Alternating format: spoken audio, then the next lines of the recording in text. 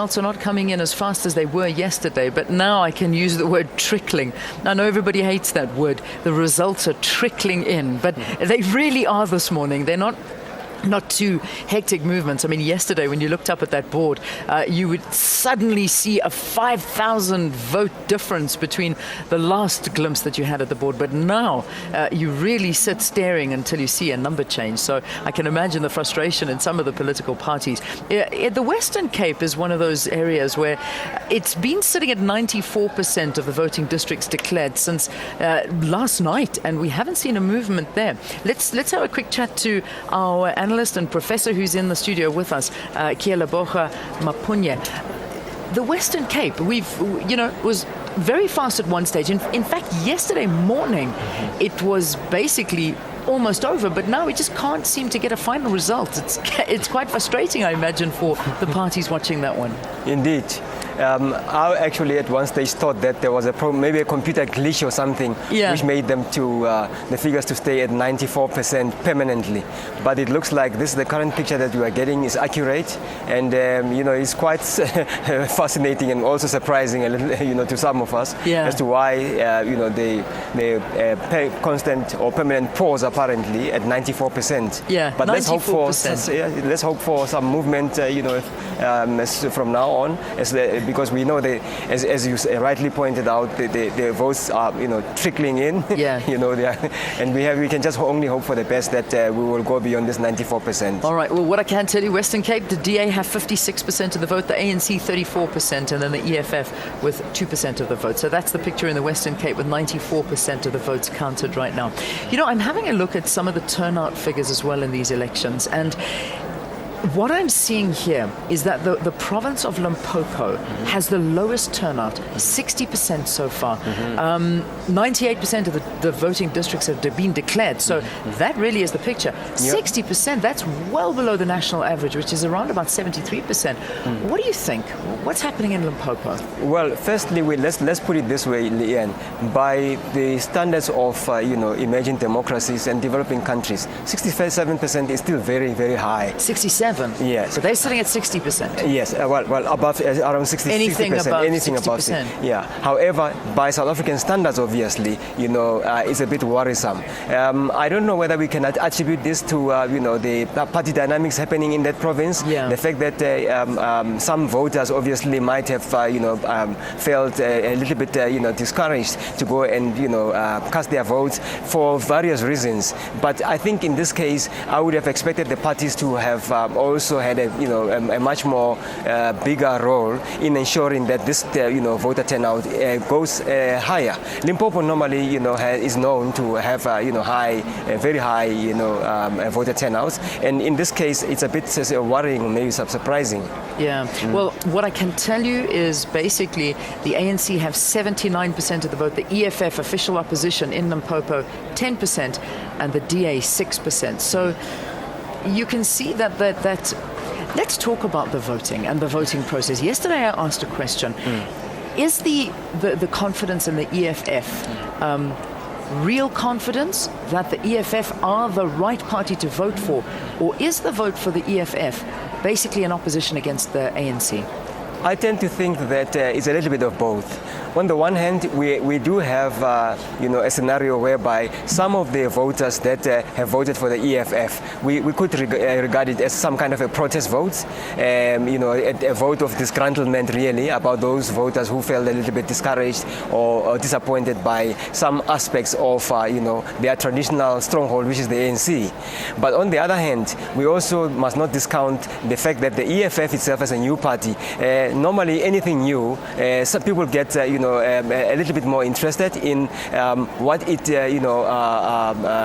it intends to or promises to deliver, and so the messages of the EFF in some instances also might have appealed to some voters, especially new voters. Yeah. So there is on the one hand those whom we might say, well, it was anti-ANC vote.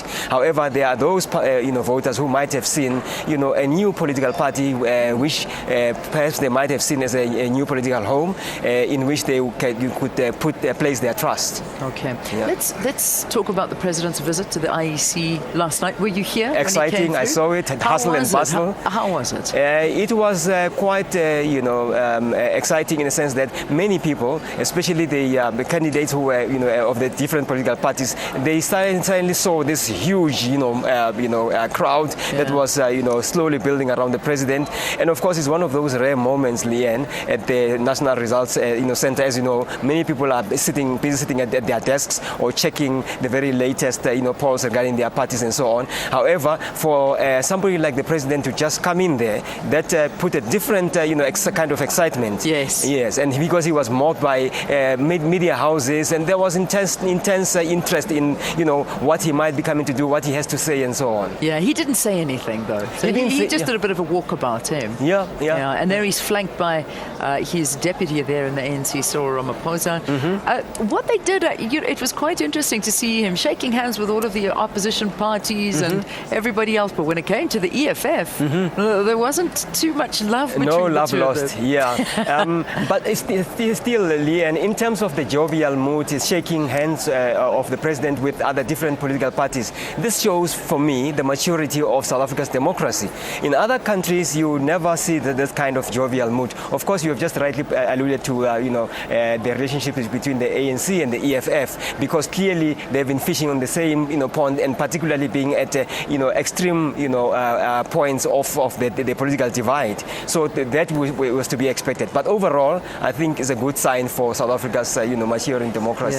Yeah. There was so much against our president before the elections. There was a lot of criticism, and Kandla, everywhere you turned, that was the story that you would read, and how the ANC are going to lose votes, and is this the man to lead the party or lead the country in the next 5 years? But when you look at the votes, there is still so much support for President Jacob Zuma and the ANC. What do you read into all of this? Well, Leanne, I can only refer to our book that we have just launched in the run-up to the election. It's called South Africa 20 Years into Democracy. In that book, we highlight exactly the very same issues that we're talking about. We're talking about the fact that there's a multiplicity of factors that obviously would ensure the re-election of the ANC. And it looks like this is what is happening. One of them is obviously the Madiba legacy that we cannot discount. It's not long that Madiba has just left us. And some of the parties, for instance, the SACP, which are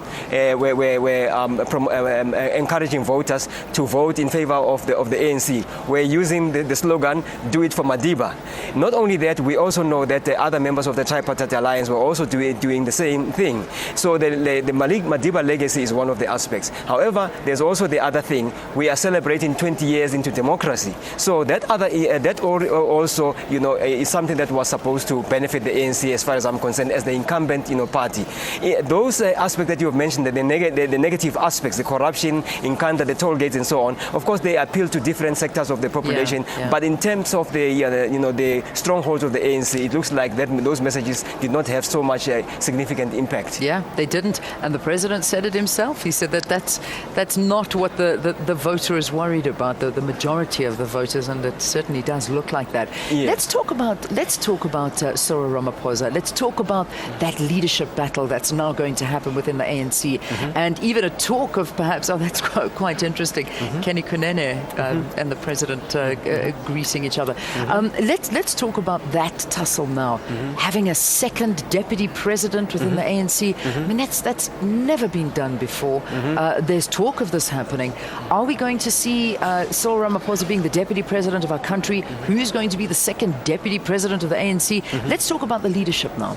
Yeah, I think it's quite possible that we could have, a significant role for Cyril Ramaphosa.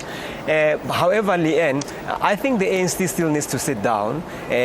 Obviously, they have to celebrate the victory first. After, it has sunk in and they have now internalized their victory, they now have to obviously start looking around. It doesn't seem like there's a crisis of leadership, even in terms of succession. But I foresee a much much more maybe ceremonial role, if you like, going into the future for the President Zuma, and maybe a much more hands-on approach, almost like what we had just after Madiba, went out of the scene, and then President Beki took over. So I'm foreseeing something that is quite similar. But like I have said, I think the ANC's NEC, the leadership, and all their leadership structures still need to sit down and, of course, evaluate the different options that they have. Obviously, the ANC has got a very wide pool of talent from which to look at. We also have Balekam Bete. We've got all the stalwarts which are obviously part of the